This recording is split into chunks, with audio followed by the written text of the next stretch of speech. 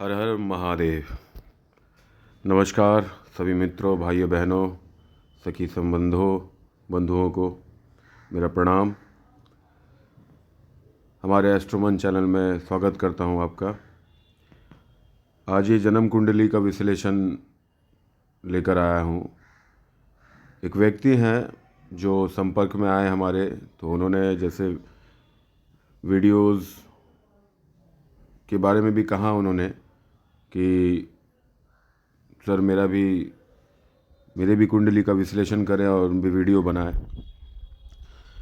और साथ ही साथ उनका एक सवाल है, बड़ा अतरंगी सवाल था, तो मैंने उस पर ध्यान दिया जब मैं विश्लेषण के दौरान, जब मैं कंसल्ट कर रहा था, उनसे बात कर रहा था। तो जो सवाल है उनका कि मुझे खूब सारा धन कमाना है, खूब सारा, हम, और रुकना नहीं चाहिए, इस तरीके का ये सवाल था। मुझे खूब सारा धन कमाना है क्योंकि मेरा एक चीज़ से मन नहीं भरता, ये सवाल था उनका। तो जब विश्लेषण के दौरान मैंने देखा तो मैंने उनसे पूछा कि आपको कितना धन कमाना है। बोले कि कोई सीमा नहीं है, किसी की सीमा थोड़ी होती है सर, ऐसा ऐसा बात है, जिनको जितना मिले। बात तो सही है, वास्तविक जीवन के हिसाब से जो है वो अलग, और भौतिक जीवन के हिसाब से इंसान को जितना मिले उतना कम है। वो कहानी सुनी आपने सुनी होगी कि एक सिक्का नहीं मिला तो परेशान, 99 सिक्का मिल गया तो भी परेशान, कि वो 100 में एक सिक्का नहीं मिल रहा है। जो भी हो, आते हैं अपने फिर विश्लेषण की बातचीत पे। तो इन व्यक्ति का ये सवाल है, और ये सवाल का मैं, इस प्रश्न का उत्तर मैं इस वीडियो के माध्यम से दे रहा हूँ।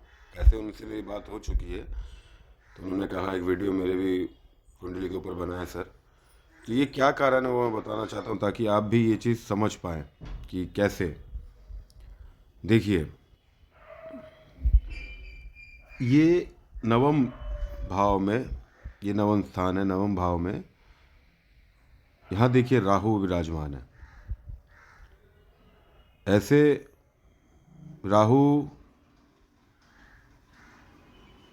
अष्टम में भी अच्छा फल देते हैं, पंचम में भी अच्छा फल देते हैं, क्योंकि नवम से अगर गिनिएगा, नवम भाव पंचम भाव आता है, ये भाव पंचम, और पंचम से पंचम गिनिएगा तो ये नवम भाव आता है।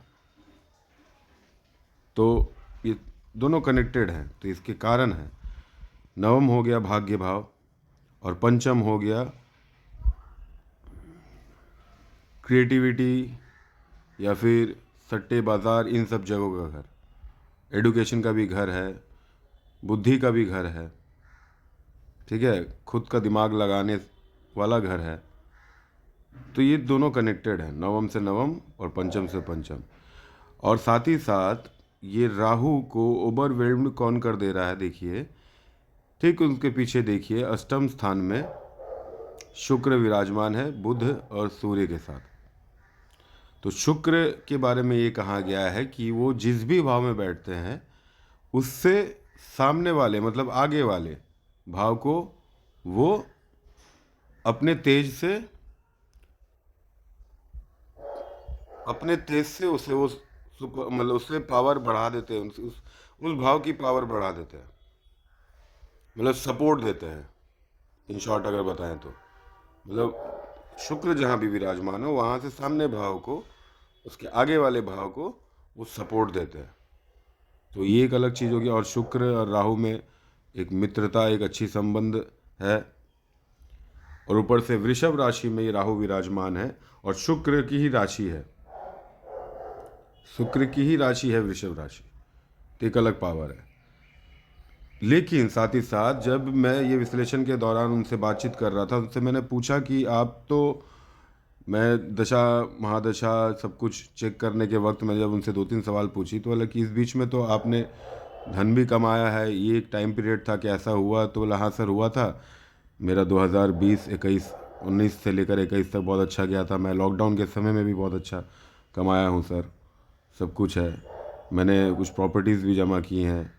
तो अब ये देखिए, जैसा इनका सवाल था तो ये उसी में जवाब में ही मालूम चल जा रहा है। इनके पास ही इनका आंसर है। ये कहने का मतलब ये है कि ये जितना भी कमा ले एक असंतुष्टि भाव रहेगा इनके मन में। जिन्होंने 2-3 साल में करोड़ों का प्रॉपर्टी बनाया है, ठीक है, करोड़ों का घर बनाया है और प्रॉपर्टी बनाया है, अब बताइए कि वो उन्हें और भी चाहिए, तो ये उनके क्वेश्चन का आंसर उनके पास ही है। तो ये इस विश्लेषण के दौरान ये मुझे मालूम चला, जो मैंने उनसे पूछा उन्होंने कहा कि जी सर ऐसा बात है। तो ये कारण स्वरूप यही कारण है कि राहु नवम स्थान में जहाँ बैठे भाग्य भाव में, वहाँ, और राहु का काम क्या है, जिस भाव में बैठते हैं उसे बढ़ा देते हैं। तो भाग्य में बैठे हैं तो भाग्य को बढ़ाएंगे। तो ये अपने भाग्य से भी पार है, साथ ही साथ पीछे से इनका शुक्र का भी सपोर्ट मिल रहा है।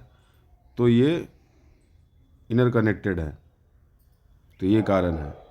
ये बीच में रह रहकर इन्हें ऐसा मौका मिलते रहेगा कमाने का, और इनके पास धन आएगा, लेकिन ये असंतुष्ट रहेंगे, असंतुष्टि इनकी लगी रहेगी। ये कारण है। तो आशा करता हूँ ये वीडियो आपको अच्छा लगा होगा। अपना ख्याल रखें, अच्छे से रहें, खुश रहें। हर हर महादेव, हरे कृष्ण।